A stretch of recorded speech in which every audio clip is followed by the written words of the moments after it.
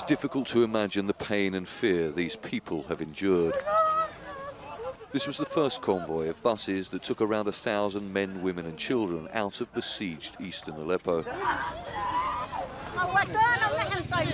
They are killing us with the airstrikes. They injured us. They even destroyed our homes from over our heads.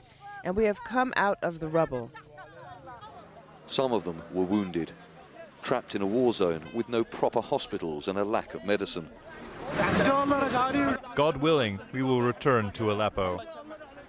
The Aleppo evacuation is saving lives, but is also the biggest forced displacement since the start of the war. None of the people wanted to leave their homes, but they had little choice. They were coming under bombardment and pro-government forces were closing in. Many of them, especially the opposition activists, feared for their lives if they were caught. Displacement was the only option.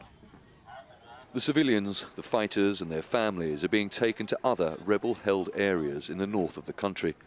The exact number isn't known. The number 50,000 was mentioned by our humanitarian coordinator in the meeting today, and these are the people who have come, who were in the formerly besieged East Aleppo area and who are now accessible to us. Numbers are very difficult at the moment. How many are left in that armed opposition enclave now? Is it 30,000? Is it less? It's a very crowded, small area.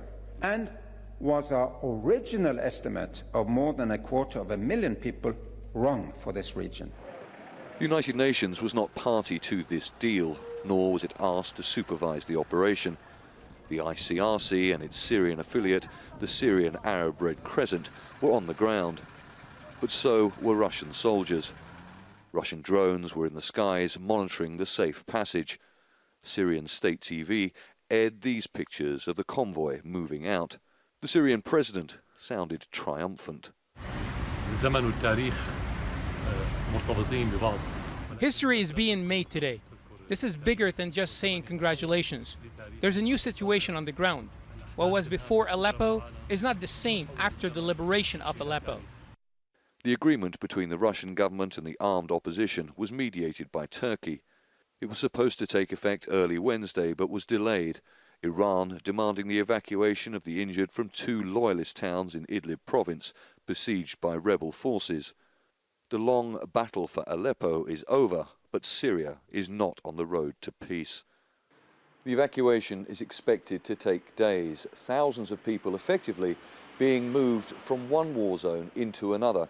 The Syrian President Bashar al-Assad has said there are plans to, quote, liberate Idlib province. And that's one of the areas where the evacuees are being moved to. Charles Stratford, Al Jazeera, Antakya.